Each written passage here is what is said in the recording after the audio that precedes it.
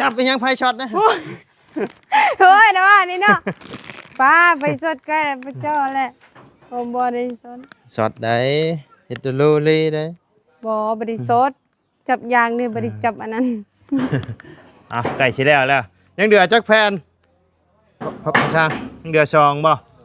จะได้ไผน่ะญาติเคยฮะญาติเคยญาติเจ้าน่ะก็เดี๋ยวว่าเอิ้นใช่ผู้ว่าก็ว่าเอิ้นกินข้าวบ่แม่นเอิ้นผู้ว่าเอิ้นกินข้าวบ่กินนี่นะจะโดยบ่โดยว่าจะโดยก่อนจะมื้อจะโดยก่อนเพิ่นมาแต่ใช่น่ะมาไปขายนั่นนะขายไปขายไม่พอยขายไม่พอยขายอยู่ใช่ขายอยู่เวียดแหละขายอยู่เวียดเจ้าเคยไปบ่เคยบ่เคยปีโป้กินเป็นอยู่บ่นี่เป็นเลยเนาะกินให้เบิ่งไงเด้อสิแกะให้กินเด้อสิกินเจ้าฮู้ว่าวิธีแกะปีโป้ฮู้เอาแกะเอามันก็สิแกะแบบนี้บ่ก็สบายนะจ้ะสบายนะได้เอาให้น้องเฮ็ดให้กินแต่ว่าเพิ่นนี่มาแล้วก็อยากซอยเฮาบ่แม่นมาแบบว่าสินอนกินโดยเอากับบ่เป็นหยังเนาะเพราะว่าเฮาก็เข้าใจได้พี่น้องเอ้ยเพราะว่ามันเป็นประเภทนี้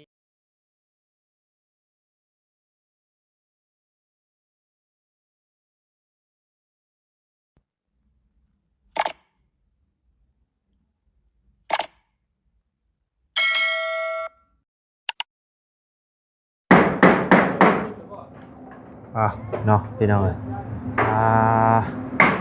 มาบัดนี้สิแล้วแหละเนาะ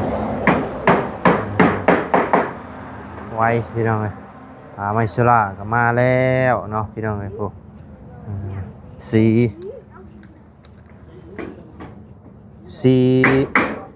ียังเพิ่นเอิ้นเดืองบ่บ่แม่นเนาะ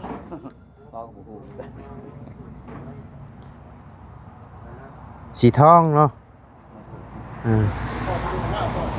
เพิ่นเอิ้นสียังเจ้าเอิ้นสียังไม้ชรา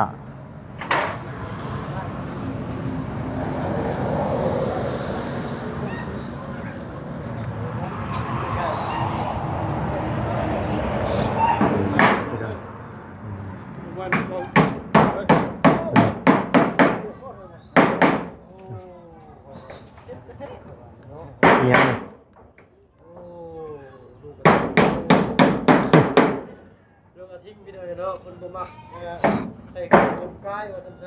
อันนี้บ่บ่ให้เพิ่นใช้ส่งแน่เนาะก่อนอื่นกับทักทายสบายดีเด้อเนาะพ่อแม่พี่น้อง FC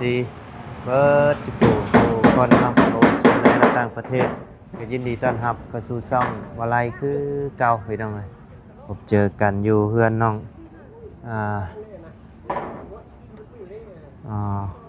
ลังคือเก่าเนาะเป็นจังใดอาการเพิ่นคือจะว่าเห็นออกมายืนได้เนาะพี่น้องเอ้ยใครแน่ล่ะบ่เจ็บปวด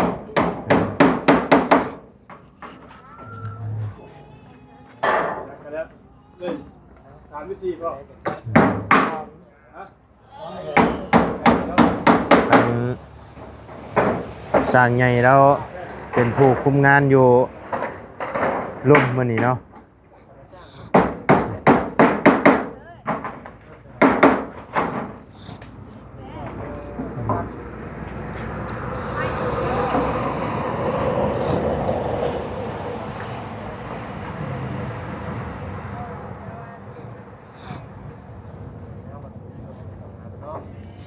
ถือว่าไม่เฮือนไม่ซานนี่ยังน่าจะมาไม่ชราอย่างเงี้ยน่าจะยังบ่ครบหรอกเนาะพี่น้องจะแทนเพิ่นเอามานี่เนาะ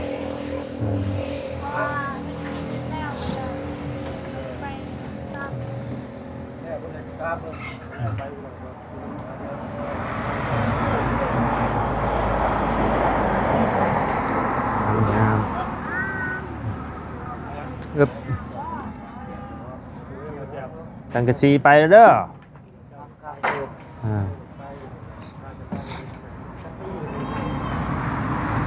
งามพี่น้องเอ้ยสีนี่เนาะ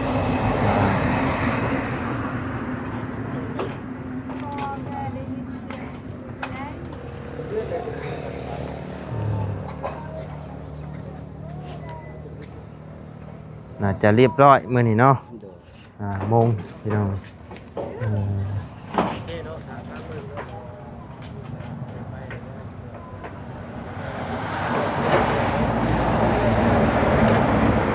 ปีนแม่ลุงนวดปีนขึ้นเทิง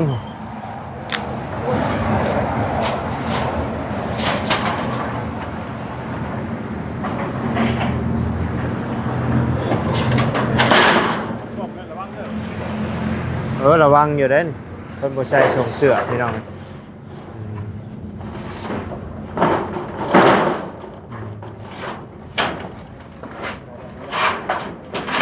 ใกล้สำเร็จแล้วเนาะ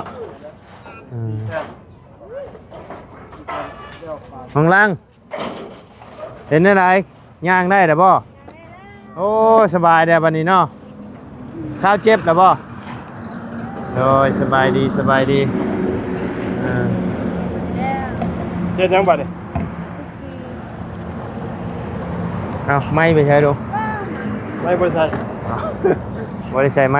บ่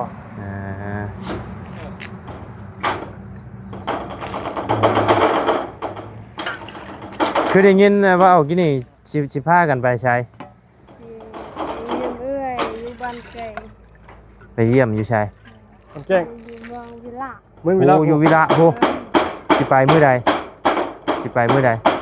ก็บ่รู้กันแหละตอนนี้ก็ยังความสุขนะเพราะว่าเรื่องยังทำได้แล้ว โอ้ถ่าเฮือนแล้วคุณบ่ แล้วก็บ่รู้กันไปขอจัก โอ้เบ้าถึงจะเชื่อมาคิดว่าอยากไปเนาะ ไปแล้ว2 ปีแล้วบ่จัก โอ้ ติดต่อ 2 ปีแล้วเวลาเอ้ยเจ้ บ่ได้ติดต่อหากันบ่ใช่ โดยบ่ได้แต่ว่ามีเบอร์แต่ก่อนนะอยู่ติดต่ออยู่แต่ว่าตอนนี้บ่แล้ว เออก็เลยคิดฮอดเอ้ยอยากไป ว่าตอนนั้นเขามาเราก็บ่คิดทำยังแต่ว่าพ่อแม่ทางพวกเพิ่นก็ฮักแพงเพิ่นซ้ำลูกนะ โอ้ ฉะนั้นเขามาเด้เขาสิกินหยังก็ได้เบิด โดย มีแต่เฮาคนเดียวคุณยานเนี่ยบ่อยากได้หยังเฮาบ่ได้เอา โดย อยากได้เส้นเพิ่นก็ตัดเส้ อ่ะนี่ไม่ให้แล้วบ่าวนะอย่าให้มันตกน้ำเด้อ อยากได้เขาบ่อยากได้ เจ้าบ่อยากได้หยัง เป็นว่าอยากได้เงินบ่จักเท่าใดจะได้ก็บ่ โดย ข้อยบ่อยากข้อยเกรงใจ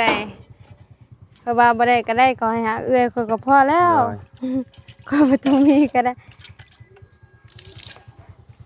สิไปอันนั้นก่อน ไปใช้ หัวเองจังนั้นข้อย ใช้เบิ่งลูกเบิ่งน้ำนี่ ได้สิเบิ่งหยัง มาเข้า ไปแล้ว ฮะ ก็สิมาเก่า มาเข้าตอนแรกนี่ ว่า สิกินจักโมงบัดนี้ ข้อยสิกิน8 โมงนั่นแหละ คือมาค่ำแท้ หึ ถ้วยเดียวนี่ พุ่นข้าว ข้าวยังหลายเนาะ น่ะ ก็เลยมาถ้วยเดียว มาทุเดียวก็ถือว่าพอแล้ว เนาะมาถ้วยเดียวพี่น้อย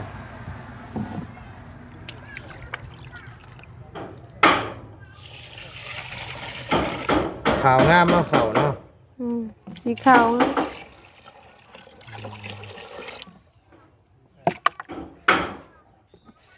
บ่เจ้าบ่ได้ล้างก่อนบ่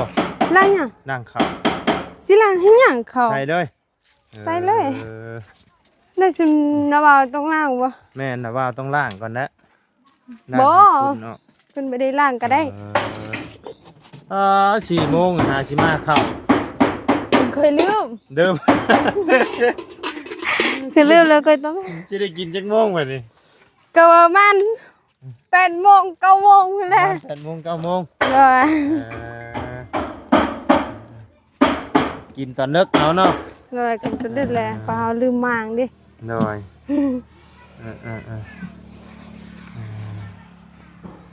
เสียวแล้วพี่น้องเอ้ยอวยมาทางแถวนี่มายืนทางนี้มายืนทางนี้น้องรักโอ้ จัดเลยพี่น้องเลยเนาะประมาณอาทิตย์หนึงพี่น้องเอ้ย บัดมื้ออื่นนี่น่าจะมา2 คนบ่ งานอื่นจ้าง2 คน อุ๊บอุ๊บ โอ้โอ้โอ้โอ้ยเนาะ มือจังจัง ได้แล้วพี่น้องเอ้ย พุ่นแม่ นิดหน่อย เพิ่น ปะเปื่อยเนาะ พุ่นแม่เพิ่นเคยบ่กล้าเคยบ่กล้าไปบอก ไปใช้เชือกไปใช้เชือกเด้อจับไปขายเด้นี่เนาะจับไปขายได้ป่ะ นั่นเหรอเป็นร้านเธอเอง หลานเจ้านะสิจับไปขาย ก็แหละแม่เพิ่นบ่ได้ฮักแพงเพิ่น ฮะ เพิ่นปล่อยเพิ่นสิเป็นหยังก็เป็นโลดอยู่กับเฮาก็ซาซ่างแหล้วเนาะไม่แต่ ใช้เหมือนกันว่าให้นวดซื้อมาแต่จะนวดต้องเข้าสายสร้างไฟเป็นแบบนี้ครับสายให้มีสารคณะต่างๆแล้วมีสายใหญ่นะ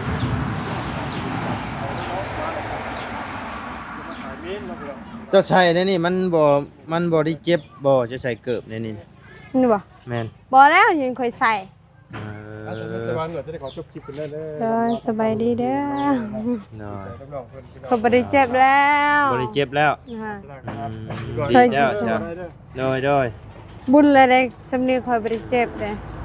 เจ้ากินยาแก้อักเสบป่ะ เนาะ อ๋อ กินยาแก้ปวดเนาะ กินยาแก้ปวดแล้วก็เลยบ่เจ็บ เจ็บบ่ฮอดชั่วโมงหนึงเจ้าของเกณฑ์ บ่ฮอดชั่วโมงหนึงครับ น่ะแต่ตอนนั้นเจ็บแท้คอยเดินแทบบ่ได้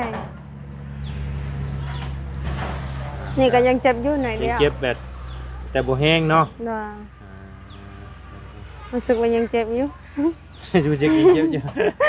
แต่ว่าบ่ได้เจ็บขนาดนั้นแบบว่าให้แทบให้จิเดิ ข้าง น ไหน ก็ได้ ข้างไหนมาสิเหยียบให้นี่ โอ้ยว่าแล้วเห็นบ่ข้าวคอยบ่ได้เจ็บเห็นบ่คอยบ่ได้เจ็บก็อยากสิเหยียบ เหยียบให้แตกเลย โอ้ยแตกมันบ่ได้นั่นน่ะเบา เหยียบแล้วก็ซื้อยาล้างแผลมาล้างเอา โอ้ยบ่ได้แล้วมันใกล้จะหายแล้วก็ยัง ใกล้จะหายแล้ว เหยียบแล้ว อันตอนเป็นน่ะเจ้าล่มบ่เจ้าบ่อน ล้ม ล่มทับไม้ เนาะ ล่มทับไม้จะเป็นเลย เลยแล้วแล้วบ่คงมาพรีเจอร์เลยนะพรีเจอร์แบบมันหนักแฮงที่สุดแล้วเบามันเมื่อแล้ว แต่ตอนนี้ก็คลายแล้วเนาะย่างได้ไปได้แล้วบัดนี้ เนาะ เต้นได้ปะ พูดบ่แหละ เจ็บหน่อยเดียวใจเต้นนะดีแล้วได้ย่างไปแบบนี้ก็ถือว่าบุญแล้วล่ะ ปึ๊บ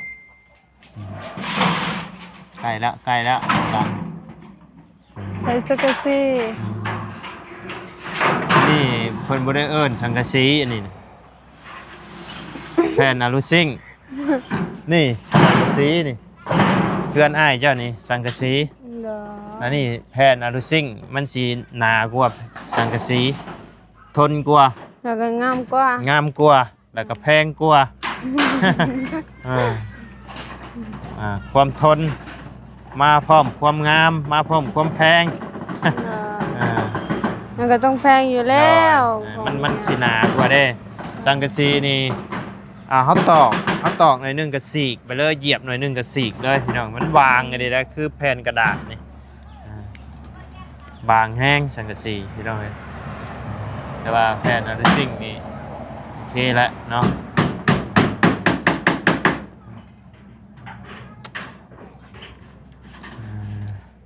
เดี๋ยวลงไปเอาไอ้ปีโป้มาให้น้องเพิ่นกินก่อนกินได้อยู่ว่าปีโป้นะ นี่ปีโป้ ขนม เราเคยกินมะขามบ่ได้ ถ่าแป๊บหนึ่งเด้อ นะ จับไปยังไพ่ช็อตนะ เฮ้ยนะว่านี่เนาะป้าไปสดก็ได้ไปเจ้าแหละผมบ่ได้สด ช็อตได้เฮดโลเลยได้ บ่ได้สดจับยางนี่บ่ได้จับอันนั้น ไก่ชิแล้วยังเดือจักแผ่นพระช่างยังเดือซองบ่ จะได้ไพ่นะ ยัดเคย ฮะ ยัดเคย ญาติเจ้า น่ะ กระเดียว่าเอิญใช่ผู้ว่า ก็ว่าเอิ้นกินเขาบ่แม่นเอิ้นผู้ว่า เอิญกินข้าวบ่กินนี่ เด้ นะ อ จะโดยบ่ โดยว่าจะโดยก่อนจะเมื่อ จะโดยก่อนเพิ่นมาได้ใช่น่ะ มาไปขายนั่นนะ ขาย ไปขายไม่พ่อย ขายไม่พลอย เด้อ ขายอยู่ใช่ กายอยู่เวียดเลย ขายอยู่เวียด เด้อ เจ้าเคยไปบ่ เคยบ่เคย ปีโป้กินเป็นอยู่บ่นี่ เป็นเลยเนาะ กินให้เบิ่งไงเด้อสิแกะให้กินเด้อ โอ้ยจะกินอะไรเนี่ย เจ้าฮู้ว่าวิธีแกะปีโป้ โอ้ เอาแกะเอา มันจะสเกะแบบนี้บอก เอาวิธีเจ้าแกะแบบไรเอา ก็ยากแต่ มันสิบ่ได้ออกมันสิบ่มึงสิมันคือยากแต่ว่าโตกันน้อยๆอ้าวนะ มันยากไงนะเดี๋ยววิธีแกะปีโป้ ตายเลยเบิ่งดูเดี๋ยวไปเห็นได้มันต้องเป็น เอานะ แล้วก็ต้องคือไม่มันนั่นก็มันก็ออกเลย เอามันได้อยู่แต่ว่ามันดันออกแห้งจริงเอาแกะโตไหมแล้วเอาง่าย เบิ่งดู เดี๋ยว แกะมันคืออันนั้นจ้ะ ฉีกออกไป มันคือยากแต่ยากก็ใส่อยู่บ่ดีนะ วิธีแกะกินได้ไหม คือบ่ได้ก็ มันอ แกะ อก บ่ แล้ เป็ ว นว่าคือสิปัดมันออกเด้อ ปากเฉยเลย มันคืออันนั้นจ้ะคือคิวแท้ ไปแล้วก็เก็บ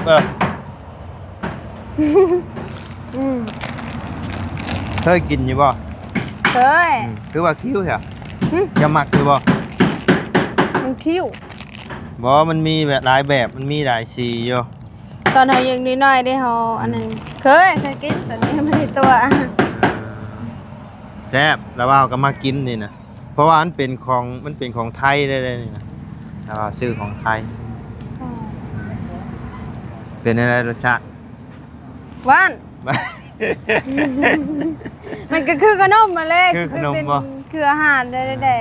แมนความเจ้า อ้าวบ่แม่นอีก แม ว่ะ นก็บ่แมน ก็บ่แม่นบ่ได้ แม่น กินยาก กินโดดหัวบับโดดไอ้สิกินเทื่อละน้อย FC เพิ่นกินน้ำแน่ กินขนมน้องว่างเด้อสิ ไปสิกินได้ เอาชวนเพิ่นกินน้ำมาเด้อกินขนมปีโป้น้ำกัน ปิโป้ ปีโป้บ่แม่นขนมอันนี้นะ โอเคว่าปิโป้ก็ได้ ปีโป้นี่เด้เพิ่นเขียนไว้อยู่นี่ปีโป้อ่านเป็นอยู่บ่ เศร้า5,000 โดย5,000มักอยู่บ่ มา เอาว่าอีหลีคันมักมื้อหน้าแล้วว่าซื้อมาฝากอีก นั่นดิวะ ฮะ ก็มาเลย มักเนาะมักได้กินให้เบิด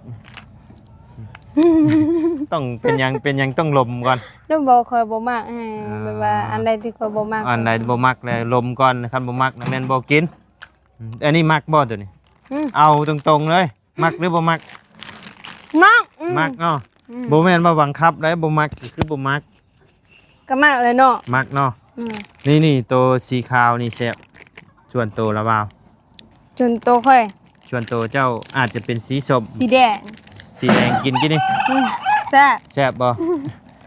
แซ่บซึ่งค่อยมัก แต่ว่าสีขาวกับสีส้ม แล้วค่อย มันสิออกเปรี้ยวๆนำเด้ สีแดงกับสีตัวนี้ ได้ สีตัวนี้ สีแดงบ่ สีนี่แซ่บแห้ง เอาชีพแห้งเคยชื่อกินอยู่เนาะ บ่ได้ซื้อเขายิงนิดหน่อยเลยเพราะว่ามีคนมาแจกขนมแจก โอ้ คน เพิ่นมาแจกขนม ต่างประเทศอะไรเนาะ อยู่คนต่างประเทศเพิ่นบอก ก็เพราะว่าพูดภาษาใช่ไหม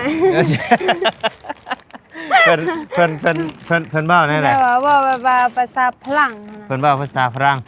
แต่ เพิ่น ว่ มาแจกขนมเพิ่นมาแจกเจ้าบ่คิดย่านบ่แบบว่าย่านเพิ่นจับไป ยังนิดหน่อยเด็กก็บ่ฮู้หยังเลย บ่ฮู้หยังเลย เพิ่นมาแจกบ่แม่นว่าสิมาแจกอยู่กลางทางแล้วมาจับโตะบ่แม่ เพิ่นมาแจกอยู่เพื่อนนี่บ่ เด้อเพิ่นมาแจกอยู่เพิ่นได้เห็นเด็กน้อยเล่นแล้วก็แจกรถแน่ แจกรถน้ำ เด้อ แจกรถใหญ่นี่บ่ โอ้ยนั่นนี่ก็รวยแล้วเนาะแจกรถ แจกรถน้อยๆเด้ แจกรถน้อยๆบ่ เด้อ ก็เดี๋ยวว่าแจกรถใหญ่ บ่แจกรถใหม่ก็ร้อยแล้วเนาะ เดี๋ยวว่าแจกรถจักรรถใหญ่เนาะเฮ้อโอ้ระวังอยู่เดี๋ยวนี้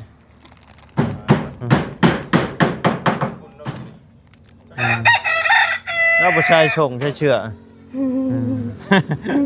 เบิ่งก่อนเห็นไหมจ๊ะ บ่ บ่ เห็ เห็ น นดอกค่อยห่วยไปทางนี้ก่อนพี่น้อง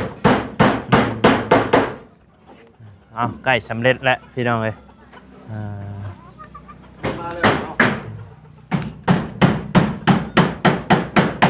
เจ้าบ่เลือกเองสีนี่นะ เป็นอะไร สีไม่ชรา เป็นอะไร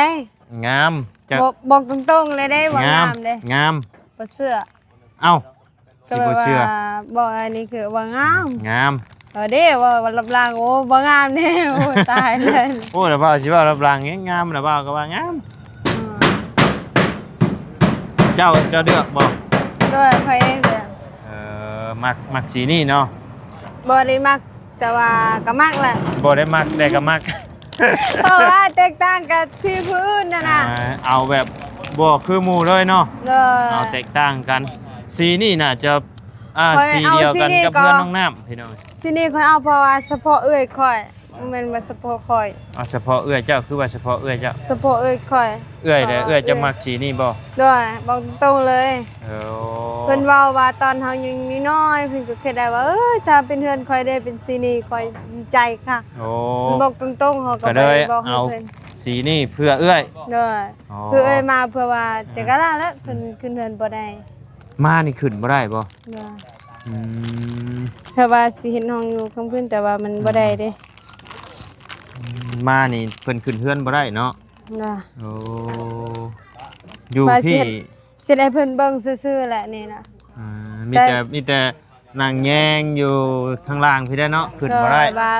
ได้เบิ่งสีเบิ่งหยังก็โอเคแหละมายับออกมาพี่นั่นก็สีสิตกใช่ แต่เพิ่นว่า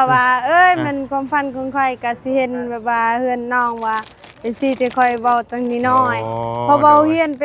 ป็นรถทิพย์ได้เพิ่นเห็นเฮือนจักเทื่อผู้ใดคือกัน โอ้ เพิ่นอยู่เบื้องหน้า โดย เพิ่นว่าถ้าเป็นเฮือนเฮาเด้สีนี้คือสิงาม คันได้แบบนี้คือสิดีคือสิงามคือสิมีความสุข ยอมตายเล เนาะ ยจิค่อยก็เว้าแบบเล่นๆถ้าเจ้าได้นี่คือสิตายเลยค่อย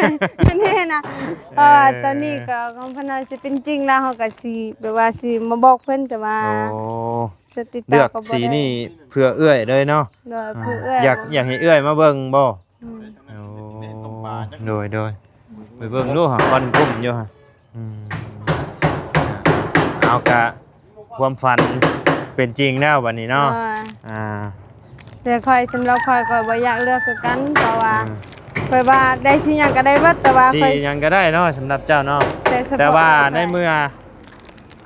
เฮามีสิทธิ์เลือกเฮาก็เลือกเนาะในเมื่อทางทีมงานอ้ายๆเพิ่นให้เลือกให้มีสิทธิ์เลือกเนาะก็เลือกได้เนาะบ่เป็นหยังพี่น้องเอ้ยเฮาก็ต้องถามผู้เพิ่นอยู่ก่อนเนาะว่าเพิ่นมักสีหยังเนาะแต่น้องเพิ่นเลือกสีนี่เพื่อเอื้อยโดยเฉพาะพี่น้องเอ้ย พอเอ้ยพอยันเอ้ยขึ้นเฮือนบ่ได้ก็เลยแบบว่าเบิ่งอยู่ข้างล่างก็ได้ เพราะว่าสิที่เจ้าเว้าว่าให้ค่อยเลือกเพราะว่าความฝันของค่อยอาจจะเป็นจริงก็ได้ โดย เพิ่นว่าเจ้าให้เวียกให้งามเถอะก็ได้เพิ่นว่านั่น โด น่ะ ย เพราะว่าต้องเลือกสินี่เด้อถ้าได้ ก็งงเลยว่าตายแล้วถ้าเคยได้ก็ตายแล้ว สมมุติมาเอื้อยจะมานี่นั่งอยู่ตารางก็บ่ได้บ่ ได้เนาะอยู่บนนี้ได้ ได้แต่ขึ้นบ่ได้เนาะ ถึงบ่ได้เฮ็ดกินบ่ได้ เฮ็ดกินบ่ได้ ได้แต่ตางน้ำ คันเฮ็ดอยู่ลุ่มนี่ได้ ได้นอนอยู่นี่ได้ เฮ็ดกินอยู่ลุ่มได้บ่เฮ็ดกินก็บ่ได้ บ่ได้ โอ้ก็สบายแล้วซะ สบายเนี่ยได้ เอาให้น้องเฮ็ดให้กิน แต่ว่าเพิ่นนี่มาแล้วก็อยากซอยเฮาบ่แม่นมาแบบว่าสินอน โดย กิน เอากับบ่เป็นหยังเนาะเพราะว่าเฮาก็เข้าใจได้พี่น้องเอ้ยเพราะว่ามันเป็นประเพณีเนาะเป็นประเพณีทั้งเพิ่นเนาะแต่สำหรับข่อยแล้วข่อยอยากได้แบบว่าเพิ่นเฮ็ดขึ้นเฮือนได้เฮ็ดกินได้ โดย อยากเฮ็ดหยังเฮ็ดเบิดนี่นะ โดย แต่มันบ่ได้ดอก โอเค ก็ต้องมีควาย เสียควายจังขึ้นได้